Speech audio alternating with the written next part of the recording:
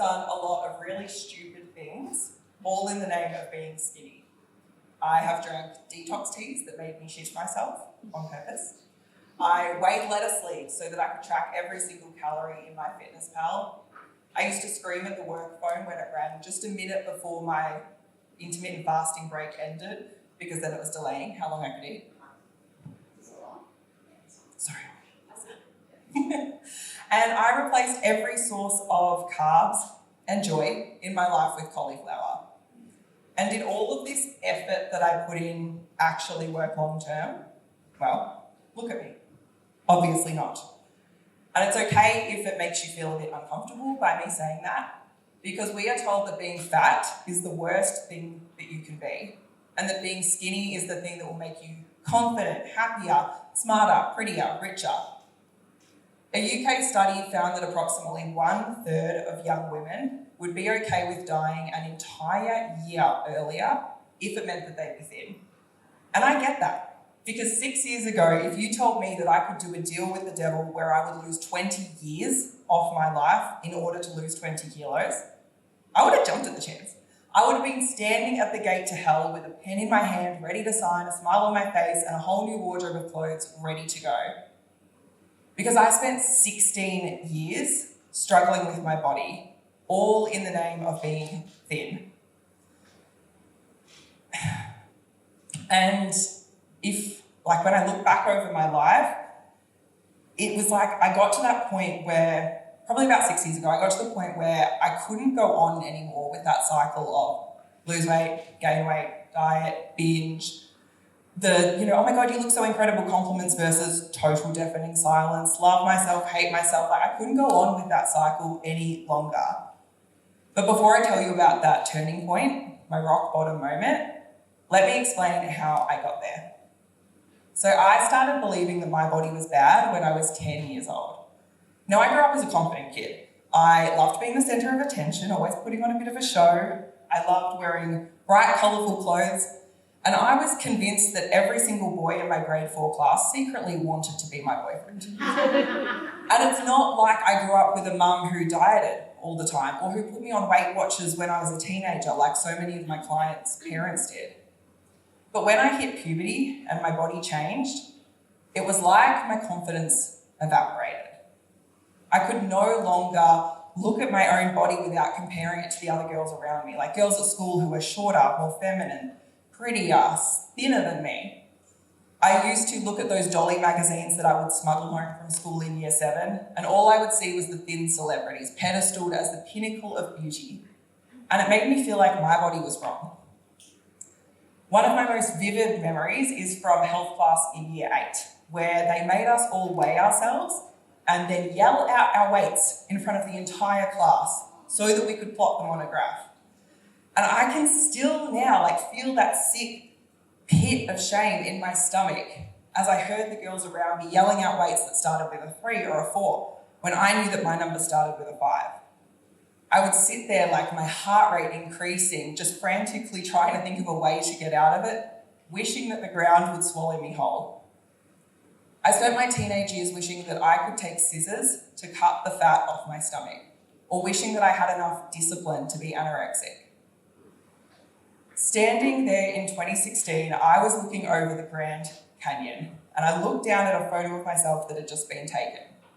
And I could no longer focus on one of the most incredible views that I had ever seen, because all I could see was the way my stomach was visibly pressing against the material of my shirt. I missed one of the most incredible views in the world, all because I was focused on my stomach in a photo. Maybe you've had an experience like that too. So because of that, I vowed to myself, when I got back to Australia, I was going to stop going to La Porchetta for dinner with my friends. I wasn't going to do the donut runs at work anymore. I was going to start drinking green juices, and I was going to start jogging. And that sounds really good in theory, right? That's what we are taught to do. When I was in primary school, Healthy Harold, the giraffe from Life Ed, I don't know if anyone else remembers him, he taught me that we are supposed to eat lots of the good things, often the green things, from the bottom of the healthy eating pyramid. And we're supposed to avoid the sugary, fatty, junk foody options up the top. So I was just doing what I'd been taught to do. And when I did that, the weight started to come off. I started getting constant praise and compliments for my body and for my discipline. The number on the scales went down and my confidence went up. At least it did for a while. I still can't really pinpoint the moment when I went from feeling positive and happy and excited about my newfound health kick, read weight loss journey, to feeling like I was noticing the darker sides of my pursuits. It was a slow creep, a gradual decline. First, the weight started getting harder and harder to come off. My list of foods that I was allowed to eat was getting shorter and shorter and shorter. My obsession with the scales was getting more and more all-consuming, and the anxiety and guilt and shame that I felt around food was starting to take over. So first, I cut out sugar, then I went vegan, then I cut out processed food, then I started doing intermittent fasting, then I was flogging my body twice a day in the gym. So on the outside, I was disciplined.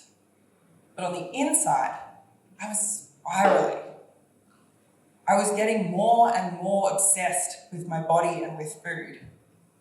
I was falling into a pit of anxiety and depression. I was binging every single day. I had an eating disorder, and I would cry if I put on even 100 grams on the scales. So my rock bottom moment came after a binge.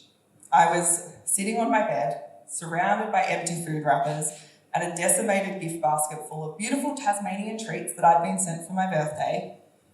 And the thought hit me, I can't go on like this. I can't live like this. I don't want to be here anymore. And I sat there on my bed with my hands gripping my doona, anchoring myself to that place. Because I knew that if I left the safety of my bedroom, something bad would happen. And there was one thing that drove me to this dark and desperate place. It wasn't childhood trauma. It wasn't a lack of love or goodness in my life. It wasn't any one thing that happened to me specifically. It was diet culture.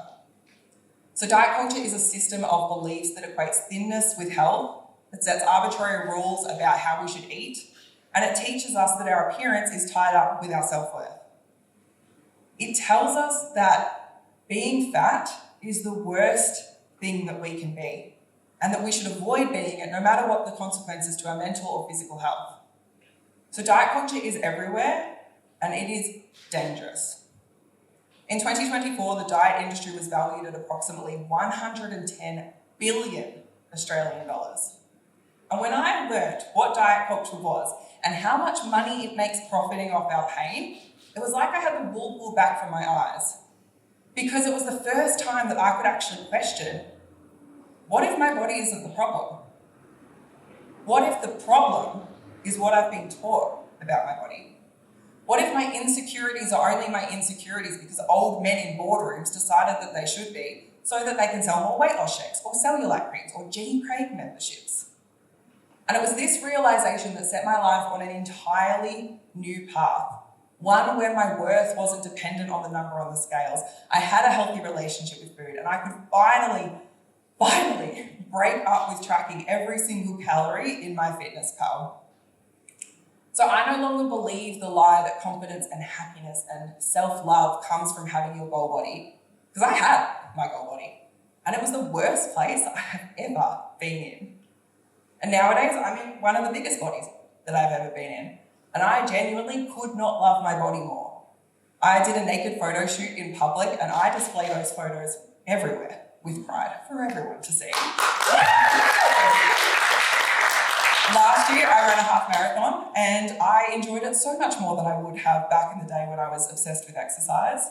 I eat intuitively, I nourish my body with ease, and I haven't had a binge since 2020.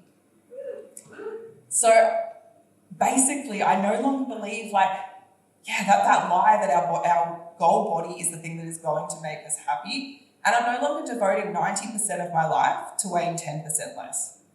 So I need everyone in this room tonight to understand life gets so much better when you stop waiting to be skinny to enjoy it. So yes, I have gained weight, but I've gained so much more. I've gained confidence, happiness, a business and a mission that I love, freedom, time, mental energy, the list goes on. I've gained weight, but I have gained my life back. So in the beginning, I told you that 6 years ago, if you'd said to me, you could do a deal with the devil to lose 20 kilos in exchange for 20 years off your life. And the funny thing is, it's like I've done the opposite nowadays, because I've put on 20 kilos and I've gained back more than 20 years of my life, because I don't think I would have made it to 50 if I'd stayed on diet culture's path. I don't think I would have made it to 30.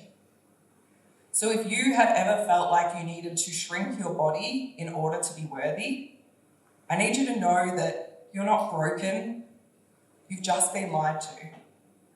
Leaving diet culture isn't giving up, it's reclaiming your life. Thank you.